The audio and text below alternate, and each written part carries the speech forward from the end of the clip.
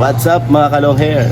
Yun, may pupuntahan tayo na isang kaibigan na medyo mahina na siya, hindi na mahirap na maglakad. Kaya yun, nag-request siya na Galaerong Barbero daw ang magugupit sa kanya. Kaya yun ang pupuntahan natin ngayon. Tara, samahan niyo kami.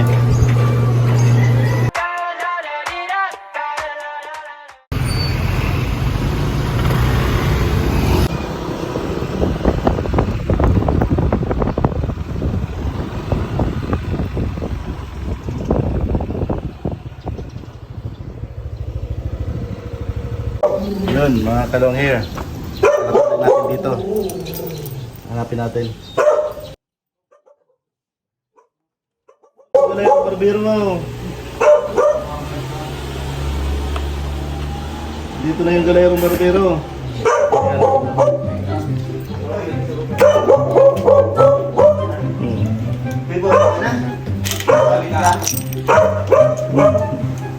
Ayan. O nga ba sa Galaerong Barbero? Narinig kita sa luwas.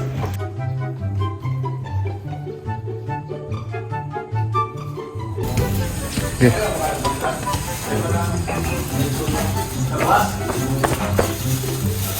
Start na tayo sa dito.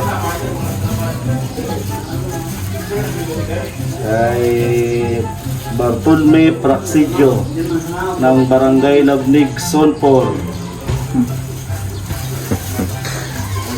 Iwanan yung mga bendita dun sa Labnig. Shout out sa mga taga Labnig dyan. Advance Happy Fiesta. Andito yung seniority sa bendita. Sagot na? Ha? Barber sa mga halipo.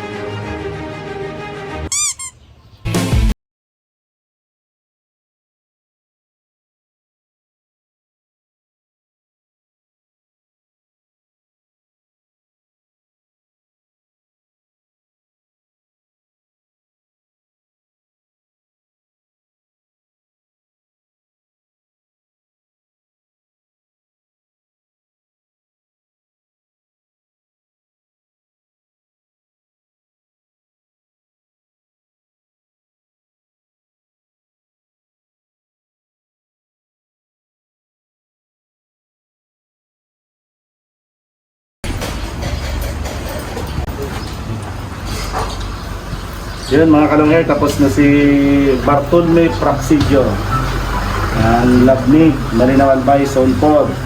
Shout out dyan ulit sa mga taga Labnig. Yan, tapos na. Talagang nangayaya talaga siya. Ang laki ng katawan na ito dati. Talagang ngayon, ano na. Yan, no. Manas na.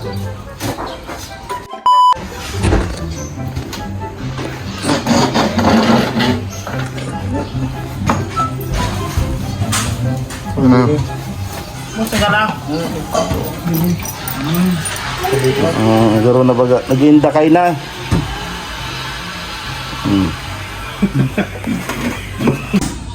Hindi pa naman mas pinapalo nila, oh.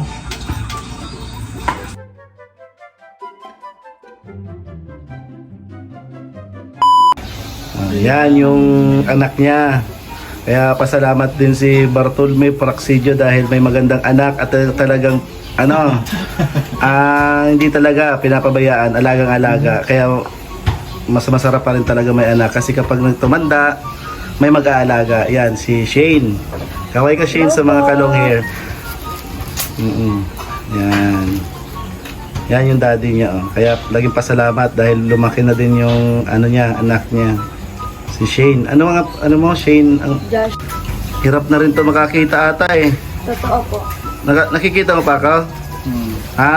Oh, at least na nakakakita pa. Pero kapag naghahawak to ng cellphone talagang Buyo. yan ang kinakain niya. Yan ang inunguya niya. Mga kalong hair. Insulin plant. Oh. Ginagawa niya nga sa mga gamot.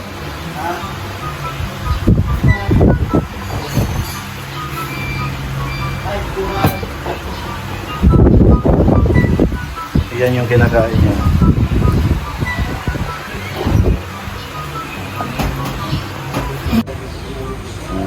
Tatabaho muna ulit tayo para medyo may budget sa pang-araw-araw. Kaya mga kalong hair, huwag magsasawang suporta ng aming channel. Huwag kakalimutan mag-like, mag-share, mag-subscribe, and then click the notification bell para lagi kayong updated sa aming channel. Maraming salamat mga kalong hair dahil napasaya namin si Kuya Tome.